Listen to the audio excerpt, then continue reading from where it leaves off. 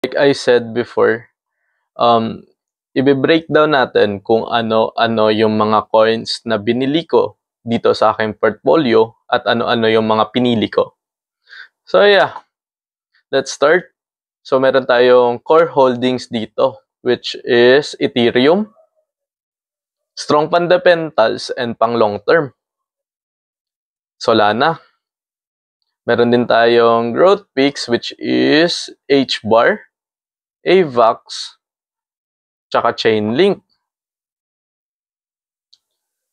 Meron din tayong speculative bets like the Trump. So, Trump. Kung nagtatanong kayo, meron ako ditong 6 na account. Dinistributed ko siya sa 6 na account. Binance, Bybit, Crypto.com. To be honest, hindi lang ito yung portfolio na meron ako, but I decided not to include them. And I do have multiple sub-portfolios para may security, liquidity, flexibility, at kung saan ako magte-trade or holdings. Kung nagtatanong kayo, bakit, June, ang dami mo namang account?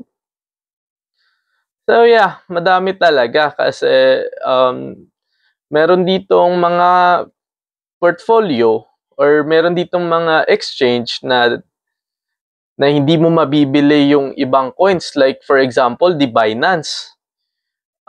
Yung BNB coin ng Binance, it's only available for the Binance. And like the Crypto.com, meron din siyang coin which is the CRO. So ayun. So my total portfolio or the total value sang portfolio ko is $1,506.34.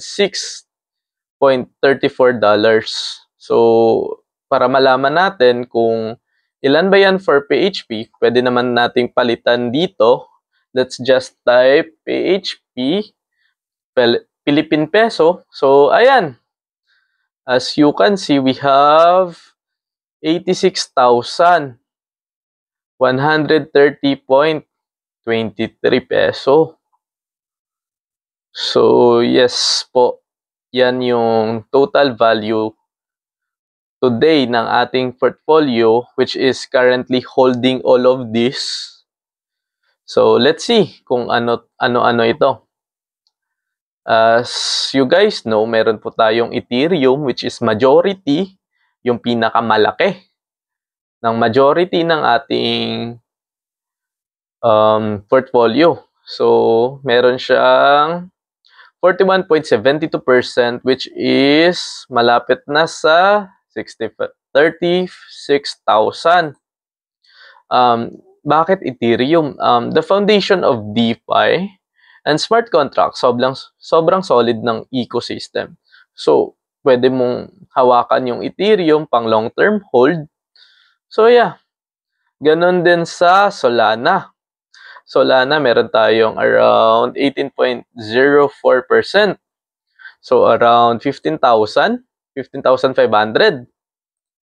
Si Solana naman, mabilis at mura. Bet ko for future decentralized apps and NFTs. So, I know madami sa inyo nag-NFT na based kay Solana. So, alam nyo naman na siguro yung ng Solana na madami talaga siyang NFTs at madaming Solana-based NFTs na pag tumaas si Solana, tumataas din yung mga NFTs. So, ayun na. Meron tayong HBAR. HBAR around 5,529 pesos. So, around 6.42% ng ating total portfolio.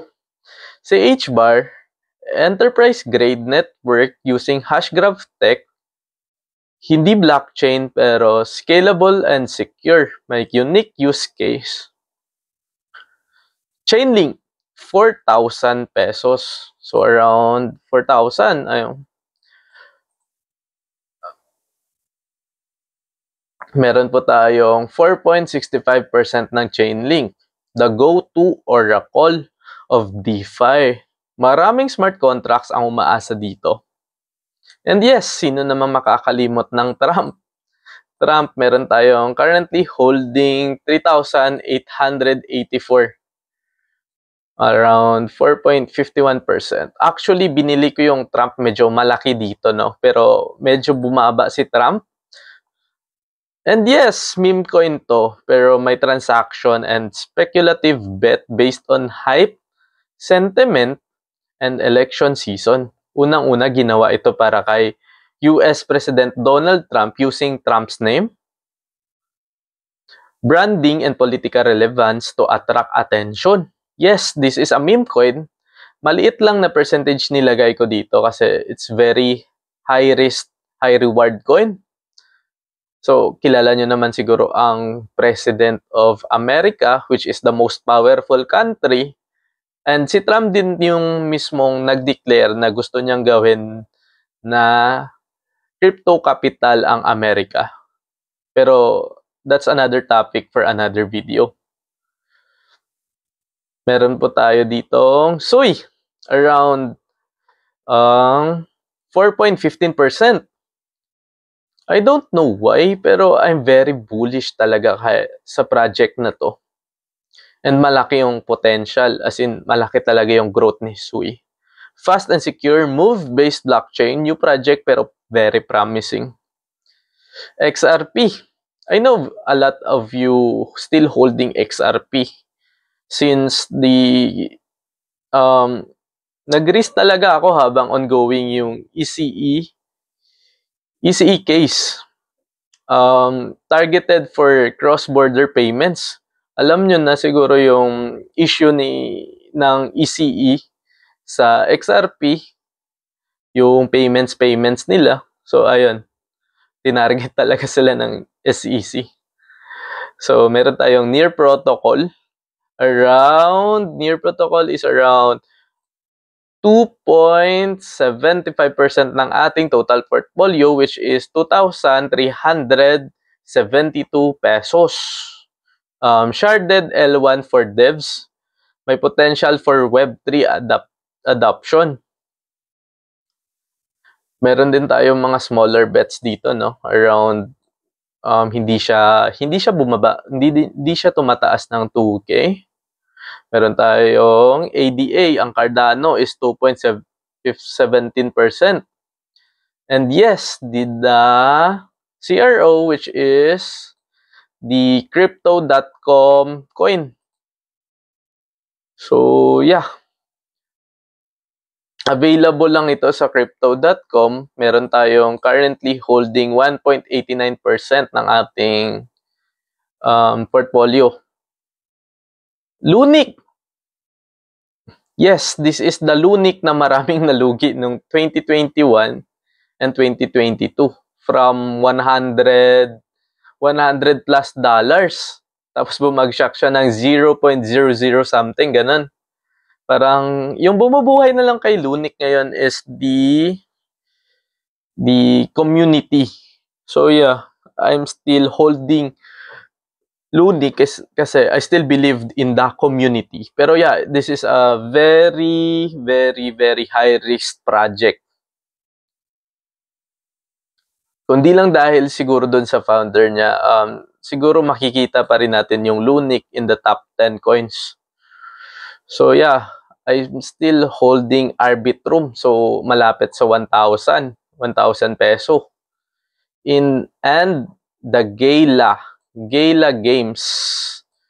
Ang project na to is I'm still bullish sa Gala. Kasi Gala is part of gaming. Pero I don't see any major movements as of now. Pero yeah, let's see kung ano mangyayari kay Gala. And QNT. Dodge, Fetch, and Hook Protocol. Actually, hindi mo naman maano talaga to kasi around 100 pesos and 404. At meron tayong 542 kay Dodge. High risk, high reward. I do really still believe in these projects, pero actually hindi naman talaga significant tong tatlong 'to, kasi maliliit lang naman yung holdings natin dito. Pero yeah, para kung mag-fail man, hindi masakit and I'm still in control. And calculated ko talaga yung risk ko dito. If you're asking, Jun, bakit wala kang BTC? Yun yung pinakasikat. Because Bitcoin is already reached the top. So currently Bitcoin is in all-time high. I believe na wala na masyadong profit kay Bitcoin kasi holding Bitcoin is like as good as 2x. So kung mag-hold man tayo ng Bitcoin, masyado na siyang mataas, so I don't really believe na talaga na may profit pa ako kay Bitcoin. And yes, I did sell all my Bitcoin 8 months ago. So ayun na nga yung account distribution natin dito. Lahat ng ito ay pinag-isipan ko. Hindi ako basta nag-all-in lang or hype or chismis and mindset. At ang mindset ko is simple lang. I rather take calculated risk habang bata pa ako kaysa magsisi sa huli na hindi ko sinusubukan.